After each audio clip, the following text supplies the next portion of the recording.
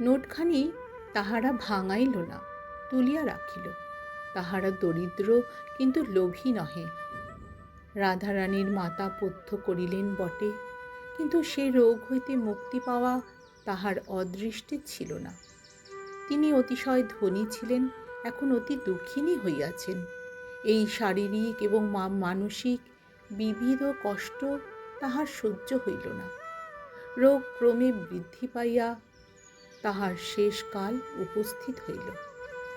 এমতো সময়ে বিলাত হইতে সংবাদ আসিল যে প্রিভি কাউন্সিলে আপিল তাহার পক্ষে নিষ্পত্তি পাইয়াছে। তিনি আপন সম্পত্তি পুনঃপ্রাপ্ত হইবেন, ওয়াসিলাতের টাকা ফেরত পাইবেন এবং তিনি আদালতের খরচায় পাইবেন। কামাক্ষানাথবাবু তার পক্ষের হাইকোর্টের উকিল ছিলেন। তিনি স্বয়ং এই সংবাদ লইয়া রাধারানীর মাতার কুটিরে উপস্থিত হইলেন। সংবাদ শুনিয়া রুগ্নার অবিরল নয়নাশ্রু পড়িতে লাগিল। তিনি নয়নাশ্রু সংবরণ করিয়া কামাক্ষাবাবুকে বলিলেন, যে প্রদীপ নিবিয়াছে তাহাতে তেল দিলে কি হইবে? আপনার এই সুসংবাদে আমার আর প্রাণ রক্ষা হইবে না। আমার আয়ু শেষ হইয়াছে। তবে আমার এই সুখ যে রাধারানী আর অনাহারে প্রাণ ত্যাগ করিবে না, তাই বা কে জানে? সে বালিকা, তাহার এই সম্পত্তি কে রক্ষা করিবে?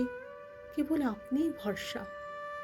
আপনি আমার এই অন্তিম কালে আমার একটি ভিক্ষা দিয়েন, নহিলে আর কাহার কাছে চাহিব? কামাক্ষাবাবু অতি ভদ্রলোক এবং তিনি রাধারানীর পিতার বন্ধু ছিলেন। রাধারানীর মাতার দুর্দশাগ্রস্ত হইলে তিনি রাধারানীর মাতাকে বলিয়াছিলেন যে যতদিন না আপিল নিষ্পত্তি পায় ততদিন অন্তত তোমরা আসিয়া আমার গৃহে অবস্থান করো। আমি আপনার মাতার মতো তোমাকে রাখিব। রাধারানীর মাতা তাহাতে অস্বীকৃতা হইয়াছিলেন। পরিশেষে কামাক্ষাবাবু কিছু কিছু মাসিক সাহায্য করতেও চাইয়াছিলেন।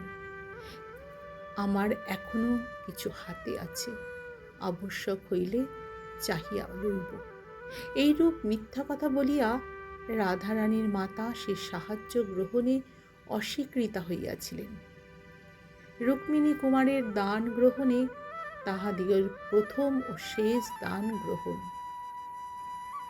কামাক্ষাবাবু এতদিন বুঝিতে পারেন নাই যে তাহাদের এইরূপ দুর্দশাগ্রস্ত হইয়াছে। দশা দেখিয়া কামাক্ষাবাবু অত্যন্ত কাতর হইলেন।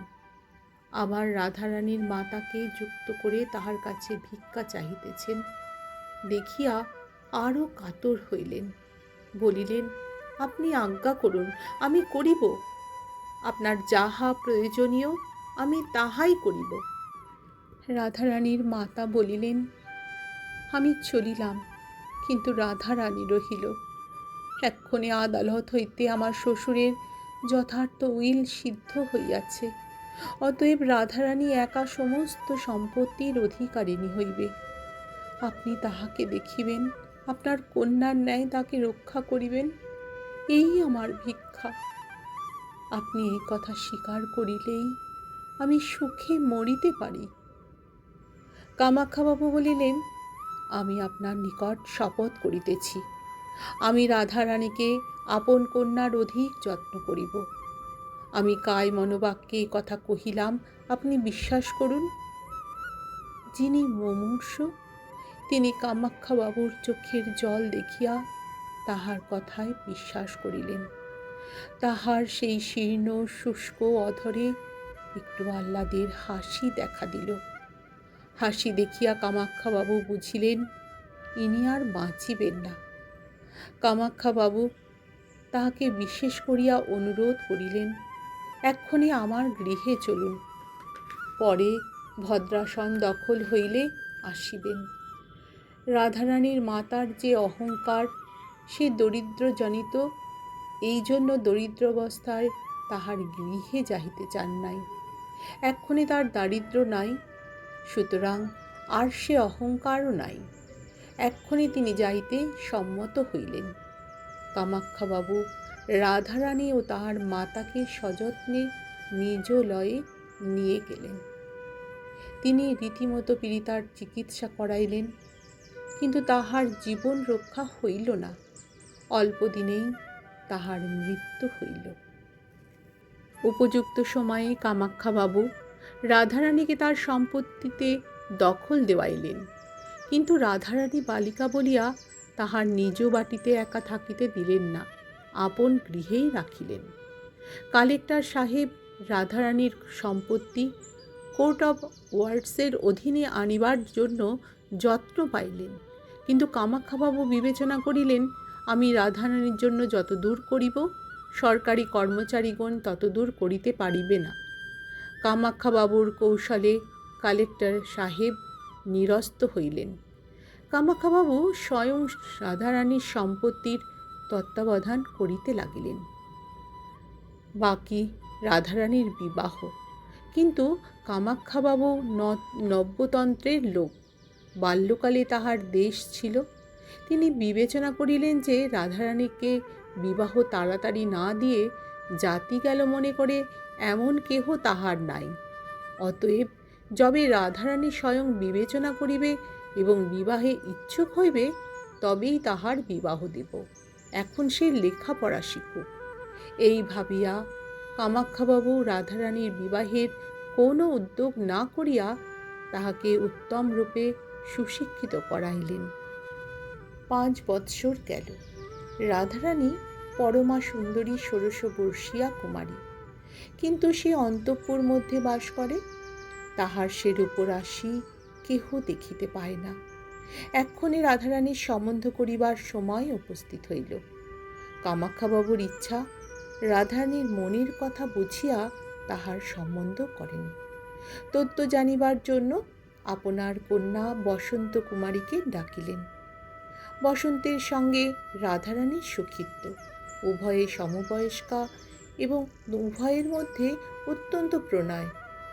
কামাখ্যাবাবু বসন্তকে আপনার মনোগত কথা বুঝাইয়া বলিলেন। বসন্ত সলজ্জভাবে অথচ অল্প হাসিতে হাসিতে জিজ্ঞাসা করিল, রুক্মিণী কুমার রায় কেহ আছে? কামাখ্যাবাবু বিস্মিত হইয়া বলিলেন, না, তা তো জানি না, কেন? বসন্ত কহিল, রাধারানী রুক্মিণী কুমার ভিন্ন আর কাহাকেও বিবাহ করিবে না। কামাখ্যাবাবু বলিলেন, সে কি? রাধারানীর সঙ্গে অন্য ব্যক্তির পরিচয় কি প্রকারে হইল? বসন্ত অবনত মুখে অল্প হাসিল। সে রথের রাত্রির বিবরণ সবিস্তারে রাধারানীর কাছে শুনিয়াছিল। পিতার সাক্ষাতে সকলই বিবৃত করিল। শুনিয়া কামাখ্যাবাবু রুক্মিণী কুমারের প্রশংসা করিয়া বলিলেন, রাধারানীকে বুঝাইয়া বলিও, রাধারানী একটি মহাভ্রমে পড়িয়াছে। বিবাহ কৃতজ্ঞতা অনুসারে কর্তব্য নহে।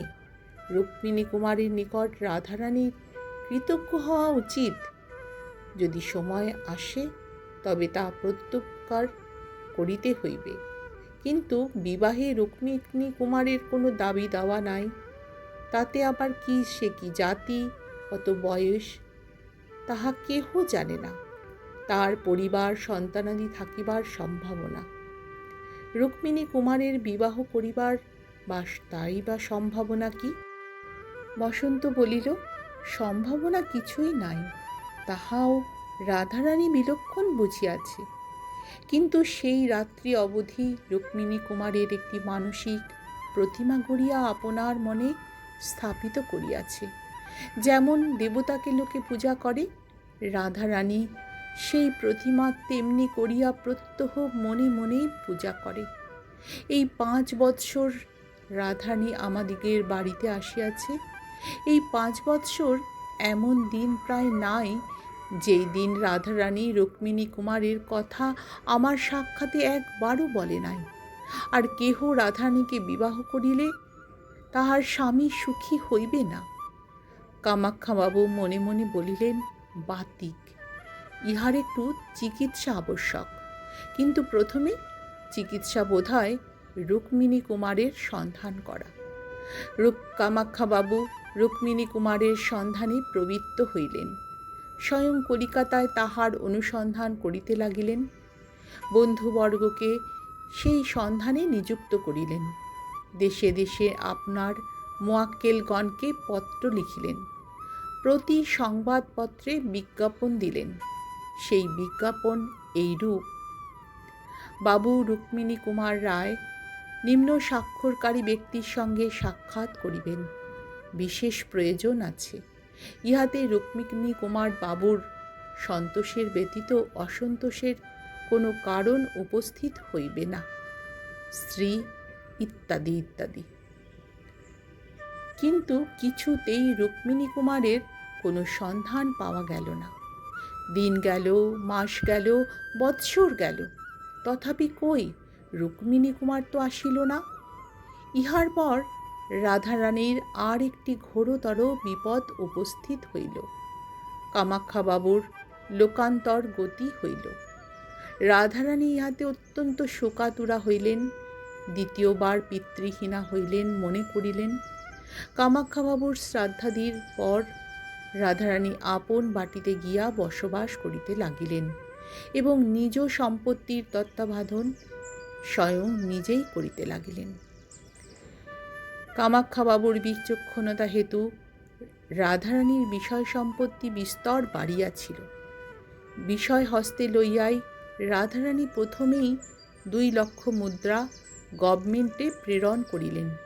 তৎসঙ্গে এই প্রার্থনা করিলেন যে এই অর্থে তাহার নিজ গ্রামে একটি অনাথ নিবাস স্থাপিত হোক। তাহার নাম হোক রুক্মিণী কুমারের প্রাসাদ। গভর্নমেন্টের কর্মচারীগণ প্রস্তাবিত নাম শুনিয়া কিছুটা বিস্মিত হইলেন। কিন্তু তাহাতে কে কথা কহিবে? অনাথ নিবাস সংস্থাপিত হইল। রাধারানীর মাতা দরিদ্রতা অবস্থায় নিজ গ্রাম ত্যাগ করিয়া শ্রীরামপুরে কুটির নির্মাণ করিয়াছিলেন। কেননা যে গ্রামে যে ধনী ছিল সে সহসা দরিদ্র হইলে সে গ্রামে তাহার বাস করা কষ্টকর হয়। তাহাদিগের নিজ গ্রাম শ্রীরামপুর হইতে কিঞ্চিৎ দূর। আমরা সে গ্রামকে রাজপুর বলিব। এক্ষণে রাধারানী রাজপুরেই বাস করিতেন। অনাথ নিবাসও রাধারানীর বাড়ির সম্মুখে রাজপুরে সংস্থাপিত হইল। নানা দেশ হইতে দীন দুঃখী অনাথ আসিয়া বসবাস করিতে লাগিল। 2-1 বৎসর পর একজন ভদ্রলোক সেই অনাথ নিবাসে আসিয়া উপস্থিত হইলেন। তাহার বয়স 35-36 বৎসর। অবস্থা দেখিয়া অতি ধীর গম্ভীর এবং অর্থশালী লোক বোধ হয়। তিনি সেই রুক্মিণী কুমারের প্রাসাদের দ্বারে আসিয়া দাঁড়াইলেন। রক্ষকগণকে জিজ্ঞাসা করিলেন, এ কাহার বাড়ি? তাহারা বলিল, এ কাহারও বাড়ি নহে, এখানে দুঃখী অনাথ লোক থাকে। ইহাকে রুক্মিণী কুমারের প্রাসাদ বলে। আজ এই পর্যন্ত। বাকি আগামীকাল।